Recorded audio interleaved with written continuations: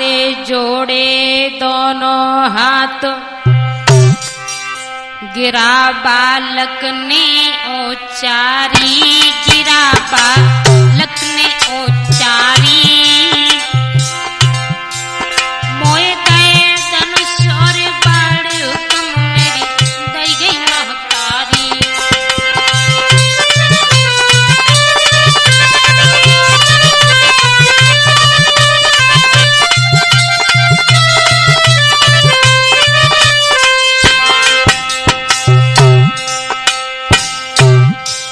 जब कुरुक्षेत्र में युद्ध होने के लिए जा रहा है तो उसी कुरुक्षेत्र के बीच मैदान में एक 12 वर्षीय बालक आया। भगवान कन्हैया पूछने लगे हैं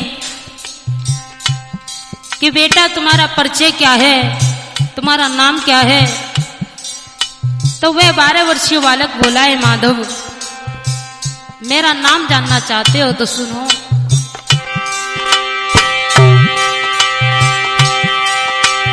जोड़े दोनों हाथ गिरा बालक ने उच्चारी,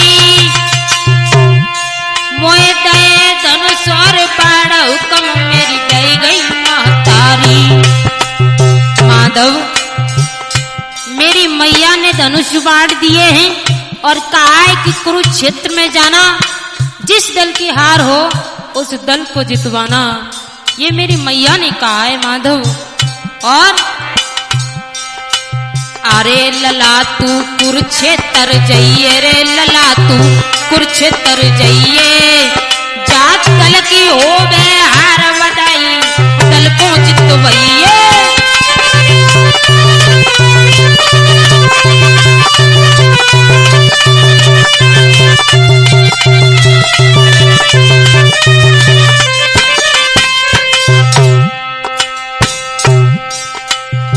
और कहने लगे हैं कि कन्हैया आप हमारा परिचय जानना चाहते हो तो सुनिए। अरे भीम के हम ही नाती हैं, अरे भीम के हम ही नाती हैं।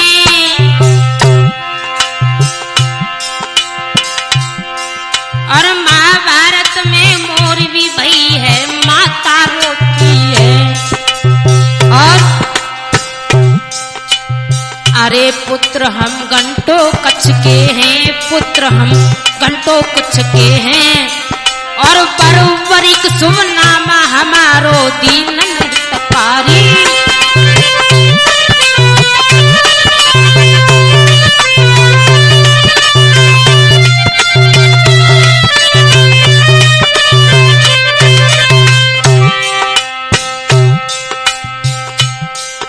हमारा शुभ नाम है वरवरीक। और जो भीम बाबा आपके पीछे खड़े हुए हैं वो हमारे बाबा हैं और हम घंटों कच्छ के पुत्र हैं। हमारा नाम वरवरीक है और माँ का नाम मोरवी माई है। और बोले कन्हैया कहने लगे हैं, अच्छा तो तुम यहाँ पर जिस दल की हार होगी उस दल को जितवाना चाहते हो? तो 12 वर्षीय बालक बोला,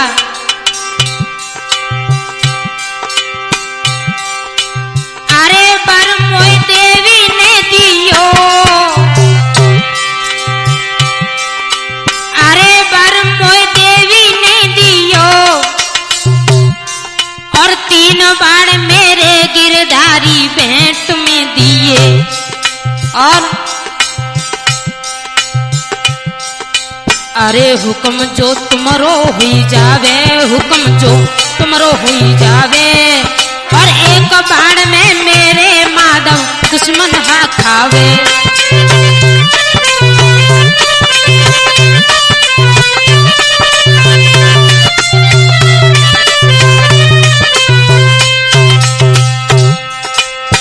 वरवरी कहने लगा है, माधव मुझे देवी ने वरदान स्वरूप 3 बाण भेंट दिए हैं। अगर मैं चाहूं तो इन बाणों से पूरा महाभारत का युद्ध समाप्त कर सकता हूं, लेकिन मेरी माता का जो हुक्म है वही करूंगा। आज कन्हैया ने जैसे ही सुना है तो घबरा गए हैं और मन में विचार किया, अगर वास्तव में ये योद्धा है तो कहने लगे हैं, पुत्र हम आपको एक बात कह रहे हैं, अगर तुम बलधारी हो तो कुछ ऐसा करके दिखाओ जिससे हमें यकीन हो जाए कि तुम बड़े वीर योद्धा हो। तो उसी समय अरे यकीन हम कैसे करें तेरो, तू इतना बड़ो योद्धा कैसे विश्वास करें तेरो। वरवरी कहने लगा है, कन्हैया आज्ञा मोय दीजो, कन्हैया आज्ञा मोय दीजो, और होए परीक्षण तुम्हारे सामने सर्वस्व अवलीजो।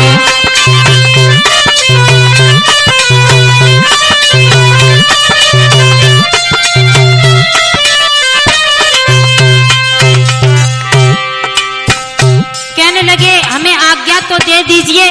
तो उसी समय भगवान कन्हैया ने आज्ञा दी है। तो जितने भी पांडव पक्ष में जितने भी योद्धा थे, हाथी घोड़ा सेना जितने भी थे, और इधर कौरव पक्ष में सभी के छाती पर लाल रंग का निशान लगा दिया वरवरीक ने। भगवान कन्हैया ने पहला बाण नष्ट करवा दिया है।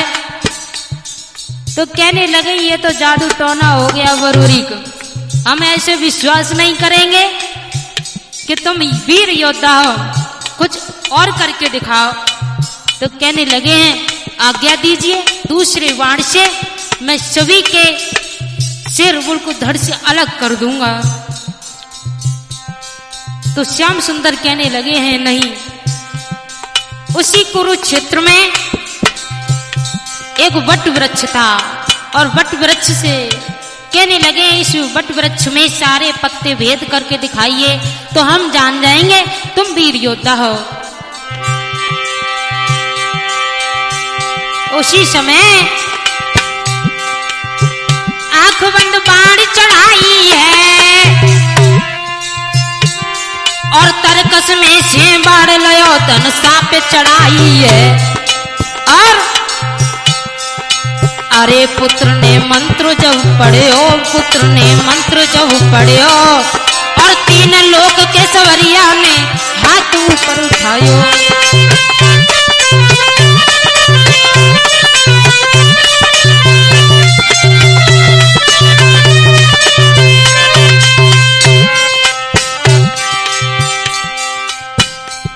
जैसे ही वरवरीक ने दूसरा बाण छोड़ा है वट वृक्ष के पत्तों पर, तो सारे पत्ते भेद दिए। भगवान कन्हैया ने उसी समय अपनी लीला दिखाई और अपनी लंबी भुजा उठा करके एक पत्ता तोड़ करके अपने तलवार से दबा लिया नीचे। तो उसी समय श्याम ने पत्ता कर तोड़ो, श्याम ने पत्ता कर तोड़ो, और भीमसेन के नाती बाण तवई बाण छोड़ो।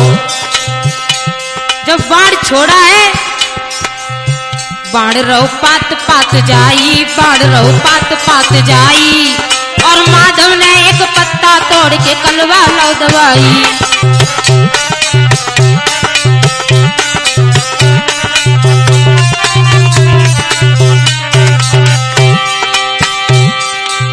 सारे पत्ता भेद दिए, लेकिन आखिर में सारे पत्ता भेदने के पश्चात में वरवरीक का बाण भगवान कन्हैया के पैर से जाकर के टकराया और कहने लगे माधव पैर हटा लीजिए वरना ये आपके पैर को पार कर जाएगा।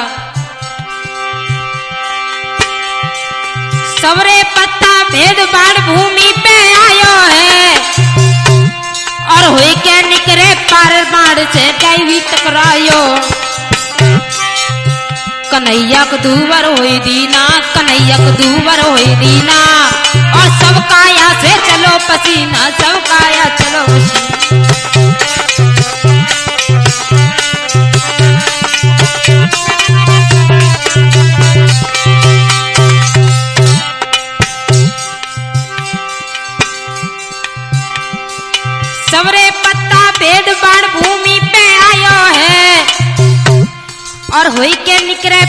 पैर से पैर टकरायो।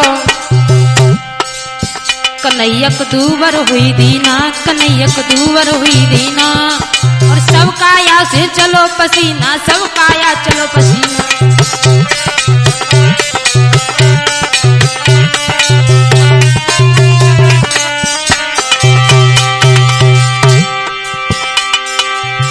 हरि हर बोलो मेरे भैया, और कर्म लिखी न मिटे करो चैला घोंचत रैया।